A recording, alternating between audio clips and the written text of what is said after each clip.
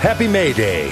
May 1st, 2011 edition of Doug Pagitt Radio, broadcasting live out of the Twin Cities on AM 950, the juggernaut that is the progressive voice of Minnesota. And over at DougPagittRadio.com. If you want to watch live, we'd love to have you join in the chat room. You can watch the shenanigans in the studio. You can see your host, the sidekick, and the fill-in. Yeah. You can see us all doing what we do, making the magic. That's right. Some people don't like to see the sausage being made, but some of us, we kind of like sausage. It's pretty good-looking sausage. It's pretty good-looking sausage. So Doug Pagitt Radio is religious radio that's not quite right. We like to say it's broadcasting on the Not Quite Right radio network. Yes. Around the world, and maybe even on the space station, which this last Friday, we sent our last American shuttle. Yeah. The shuttle mission off to the space station. That's right. I sent them over some copies of previous shows, so I wanted to send them up there because I don't think they're downloading the podcast. Yeah. I don't think it got in the cargo, though. I don't think it made it in. We like to remind ourselves that in the United States, we're not the center of the universe. No. We're not even the center of the Earth. The Earth is round, and people are living in the upper orbits. Yes. I've been corrected by listeners of the show to say maybe outer space is stretching it a little. It's just a couple 100 miles. Yeah, they're really just inside of an outer orbit. Yeah, it's like from here to Chicago. That's all, nothing to worry about. But they're living way up there. They're living there for a long time. Well, that voice that you hear there, that's John, the sidekick. Hello. John, how was your week? You know, my week was really good. Really good. Yeah. Yes, you're a man of words. Now you have been on a weight loss program. I have. You are your biggest loser. I am. Of your own variety. And as we like to say around here, lose with John.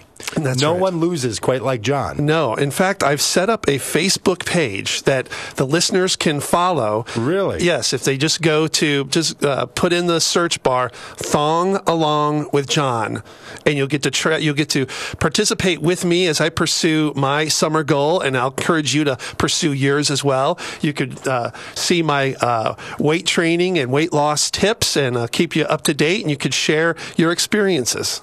Thong Along with John. Right, because the goal is that if I reach my goal weight of 220 pounds by my birthday, June 16th, I will wear a thong in public.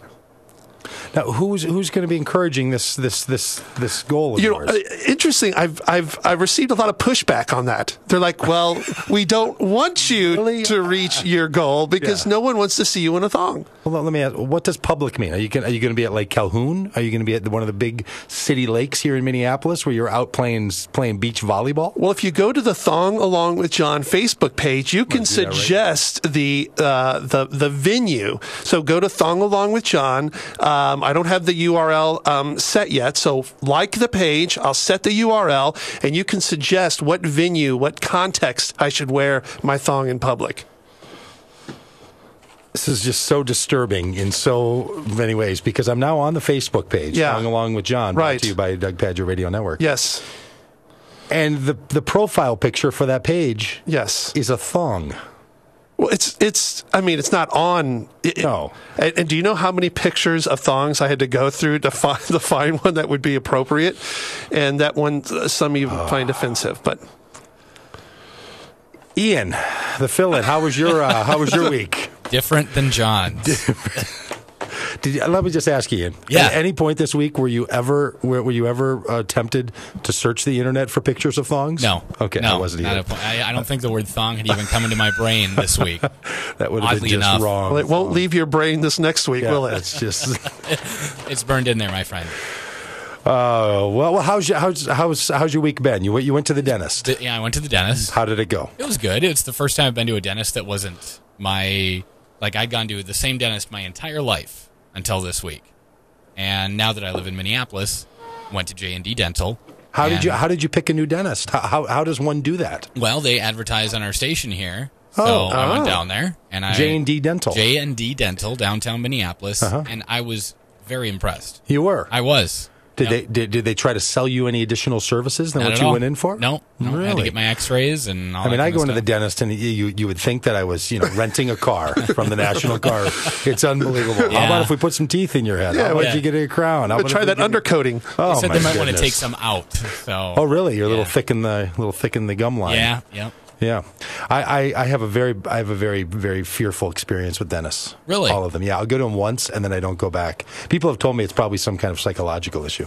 Well, a lot of people Among the fear the many. dentist. A lot of people fear dentists. That's just never been one of my things. Yeah. I'm more of a heights guy. Really? Yeah.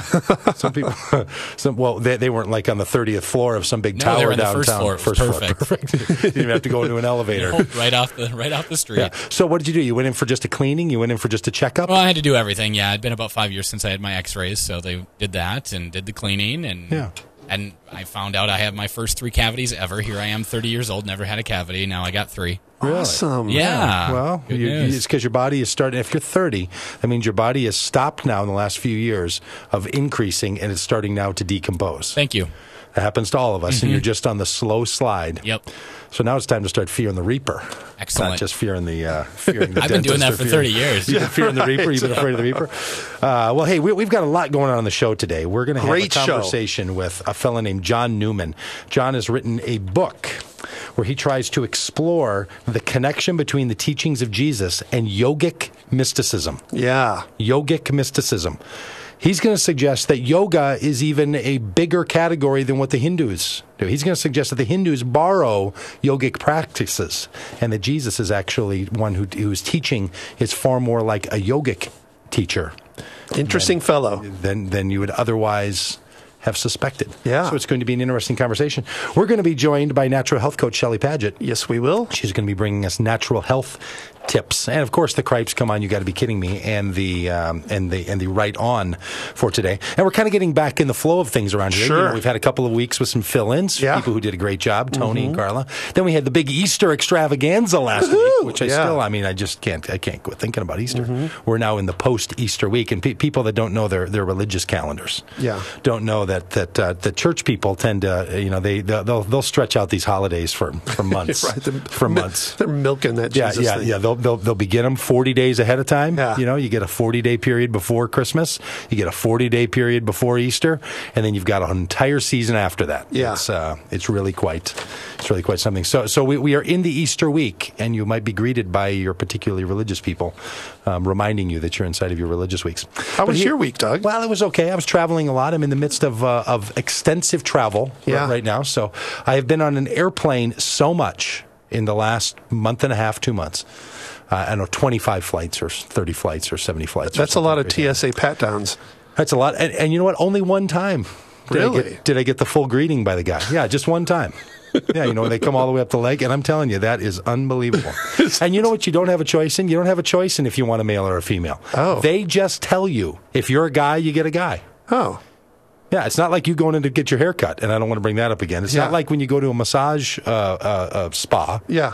Where you could have your choice, you know, if you want a male or female. No, at the TSA, men on men, women on women. That's just how it's dealt. I don't know why that makes any sense. Yeah. I'm guessing they're worried about some legalities with that. Well, and then I start to wonder, what if you have a gay woman who's patting down a woman? Yeah. Would that cause the same concern that you might have for a heterosexual male patting down a woman? I think they're just playing the odds. I don't know what they're doing, but I'll tell you, only one time did that happen. I know a lot of people have it happen regularly, but the whole enterprise of flying has just become complete farce to me. I mean, it's when you do it over and over and over, and you listen to what the people say and all this. And I had a flight attendant who was explaining over the loudspeaker why you have to put away your electronic devices. Yeah. She said the FAA requires us to put away anything that would cause distraction during takeoffs or landings. So you have to put away your phones and your computers, like a book. I'm working Sudoku over there, and I'll tell you what, if that plane goes down, I don't think you're going to rip that thing out of my hand. That's not until I finish. It's a little funny, right? What they determine would somehow be distracting, and then they come up and they say, "Hey, scoot your bag underneath your seat a little bit more. We don't want anything to get in the way for you if we have to have an emergency landing." Yeah. I'm thinking, really? Those 3 inches? Like crash debris isn't going to get in your way. Plane crashes. So I'm flying again tomorrow, and it's just I can barely bring myself to it. But I did have an epiphany this week, and I want to bring it up here in the second segment. I had this great conversation that I was having with the rabbi, and it caused me to develop a sense of empathy for hyper-conservative religious people. Wow. It was really a breakthrough because you know that on this show, we refer to this as religious radio that's not quite right. Yeah. And, you know, that's a little tongue-in-cheek. Like, it's not just religious radio. Yeah. It's not just about religion. In fact, people have been writing in saying, we'd like more religion, please. Yeah. Who are those people? Yeah. Nuns. There's some nuns that listen to the show, and sure. there's some things religious. Yeah. But I had a breakthrough. Okay. I had a breakthrough and a sense that maybe I can understand these hyper-conservative people. And I don't just mean theologically conservative, because people can be conservative in their thought or conservative in their practice. Sure. Right? They can either say, don't think these wrong things, or make sure that you wear the outfits. Yeah. Right? It doesn't much matter to me. There's lots of ways you can be conservative. Some people couple the two of them together, right? They wear the outfits and they tell people you have to say these things. So I had a bit of a breakthrough, and I'm looking forward to talking about it on the program. And our program this week brought to you by the Streaming Conference. The Streaming Conference. Go to the Doug Pagitt Radio Facebook fan page, and you will see a link for the Streaming Conference with a theologian named Miroslav Volf and a theologian named Scott McKnight. Oh, wow. And it's going to be happening in Rochester Hills College on May 16th. And we'd love to have you join us. It's worth flying into Detroit for. From Minneapolis, if you're local, hop on the airplane. It's a hop, skip, and a jump over there to the Detroit airport.